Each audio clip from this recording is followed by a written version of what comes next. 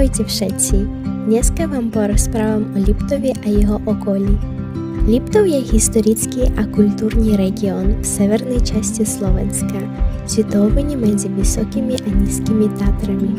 Región je známy svojou malebnou prírodou, horami, riekami a jazermi. Hlavná rieka regiónu je Vách a najvyššie umelé jazero je Liptovská Mara, obľúbené miesto na oddych a vodné športy. V okolí sa nachádza aj Demenovská dolina so známymi jaskyňami. Demenovská jaskyňa Slobody a ľadová jaskyňa, ktoré patria medzi najnavštevovanejšie prírodné pamiatky Slovenska.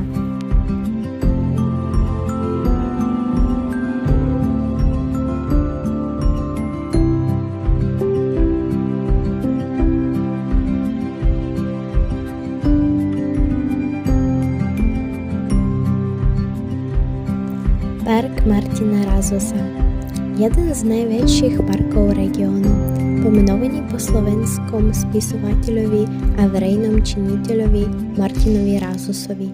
Park sa nachádza v centrálnej časti mesta a zberá značnú plochu. Nachádzajú sa tu rôzne druhy stromov a kríkov, chodníky pre pešie prechádzky a zóny na oddych. V lete sa tu často konajú menšie podujatia a koncerty.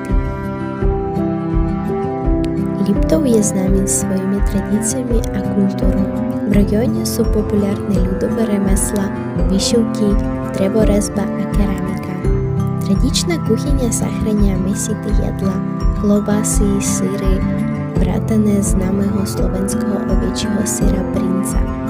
Každoročne sa tu konajú kultúrne a folklórne festivály, kde môžete vidieť národné kroje, tance a hudbu.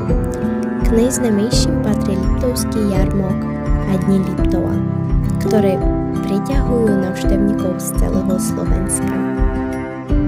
Liptovský Mikuláš, kultúrne centrum Liptova. Mesto leží na rieke Vách a má rozvinutú turistickú infraštruktúru, múzea, historické budovy, reštaurácie a hotely. Mesto láka turistov svojou blízkosťou k horám a národným parkom, ako aj akvaparkom Tatralandia, ktorý patrí k najväčším na Slovensku. V okolí sa nachádza aj obľúbené lyžiarske stredisko Jasná v Nízkych Tatrách.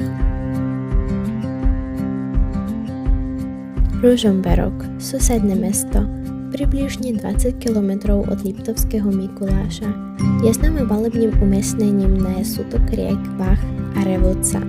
V jeho blízkosti sa nachádza aj známa obec Vlkolinec, zapísaná do zoznamu svetového dedičstva UNESCO.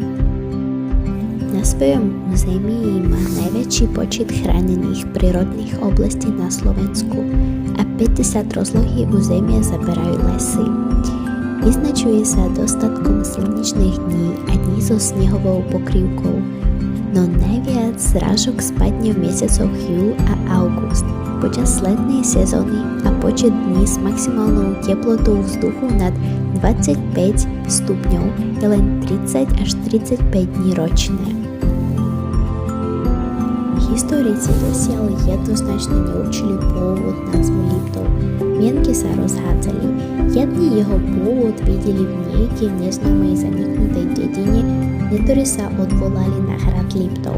Iní dokonca hovoria, že meno pochádza od Lupče, od osobného mena Liptov, čo je dosť pravdepodobne, lebo toto meno je veľmi často vyskytuje v listách ešte i v 13. až 14. storočí.